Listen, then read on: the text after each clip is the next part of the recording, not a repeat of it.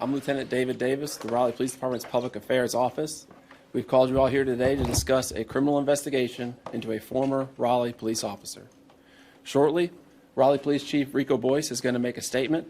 We are joined today by Director of the North Carolina SPI, Chip Hawley, as well as Deputy Chief Zachary Laschetti and Deputy Chief Derek Ford. We also want to point out that our Raleigh Police Command staff is here with us as well. Chief. Thank you, Lieutenant. I'd like to thank everyone for being here today. Also want to thank our Director of the State Bureau of Investigation, Director Hawley, for coming here to join me to share this information in such short notice. Thank you, Director. What I'm about to share with you today is both troubling and disgraceful. On September 26, the State Bureau of Investigation contacted me here at the Raleigh Police Department and informed me that they were conducting a criminal investigation into one of our officers, later identified as a Mr. Tremale, Tremale, Cogdell, Cogdell. The investigation revealed that during the early morning hours on September 12, 2025, Mr. Cogdell encountered a victim during a crash investigation here in Raleigh.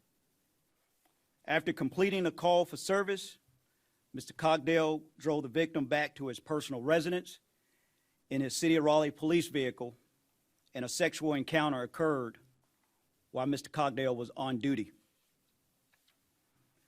On the same day we were notified of this investigation, Mr. Cogdell was immediately placed on administrative leave, and we began an internal investigation that paralleled the criminal investigation already underway by the North Carolina State Bureau of Investigation. This morning, Mr. Cogdell was terminated by the Raleigh Police Department. In coordination with the North Carolina State Bureau of Investigation, Mr. Cogdell was arrested and processed on the following charges: felony obstruction of justice, misdemeanor willful neglect of duties, and felony sexual misconduct of a person in custody. I want to applaud the victim for coming forward in this case and offer my heartfelt support to her, her family, and to anyone who has been affected by this deeply disturbing incident. What has happened is not only troubling, it is disgraceful. I am angry and disheartened, both as a police chief and as a member of this community. The actions that led to Mr. Cogdell's arrest reflect poorly on the Raleigh Police Department and cast a shadow on the integrity that we work so hard to uphold. This is a reminder that no one is above accountability, not even those who wear the badge. But I want to be clear, this arrest does not define who we are. It does not erase the professionalism, the integrity, and the commitment that our officers demonstrate every single day in the service to the people here in Raleigh.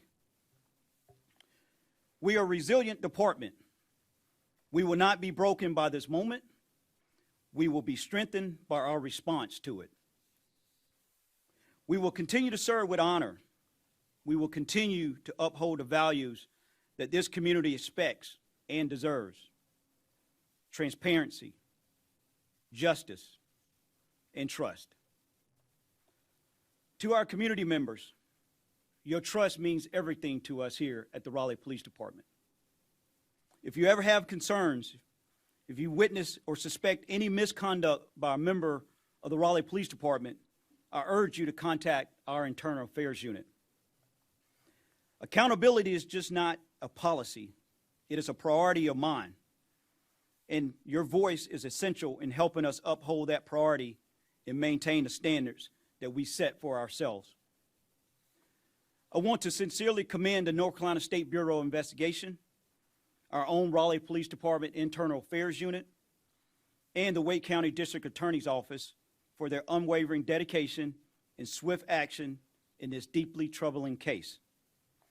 Their commitment to justice, especially in such a painful and difficult situation reflects the highest standards of law enforcement and public service. We will continue to be professional in serving the public here in Raleigh. We will continue to uphold justice and treating all individuals with dignity and respect as we carry out our duties. Thank you, and at this time I'll take a few questions. All right, we're going to begin over here with CBS. How are you alerted to this incident? That's a great question. We received a tip that came in, and based on that tip, State Bureau of Investigation, Wake County District Attorney's Office, and Raleigh Police Department worked in conjunction to act on that tip that we received. Spectrum. ABC. I'm sorry. Chief, have there been any prior complaints about this officer's conduct that have forced the department to review prior arrests or prior interactions with victims or individuals you're coming across or members of the public? Yeah, we're looking into all that right now. This officer, like I say, is under investigation from a criminal perspective as well as an administrative investigation within the police department. We're going to look into that. Is there any earlier discipline you have received previously on public process? News and Observer. One, can you tell me how long the police officer worked there? And then also, could you talk a little bit about, he was giving the victim a ride home. Could you tell me, just elaborate a little bit more about that or those circumstances? I can share the first, which I can answer your first question. Mr. Tremale Cogdell was hired on June 27th of 2022. He was a first-class officer. His employment ended today here at the City of Raleigh, the Raleigh Police Department, and he was assigned to our Field Operations Division, Downtown District. Sir. Is the former officer in custody now? He is. He's been transported to the Wake County Jail and processed on those 3 charges that I mentioned earlier. Everybody else? With the other cases he may have been involved with during his 3 years, what will happen with them? Can we trust the integrity of the other cases he was involved in? Everything right now involving that officer is under review now with the Wake County District Attorney's Office, as well as the Raleigh Police Department Internal Affairs Unit. CBS, do you have any questions? Is there a possibility he could face additional charges? This is an ongoing investigation. It's a possibility, but this case is ongoing right now. News and Observer, do you have a follow-up? No, I want to know, is there anything else that you wanted to say to people who may be feeling frustrated or concerned about this from a trust standpoint? I'm disturbed about this. It bothers me. As a member of this community, as the chief, it's not easy for me to stand up here and say that I arrested one of my officers.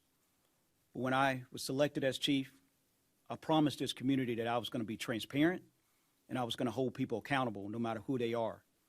I hope today reflects that I'm keeping my word and making sure that we're transparent as a department and that I'm going to hold each and every officer and professional staff accountable for their behaviors here at the Raleigh Police Department.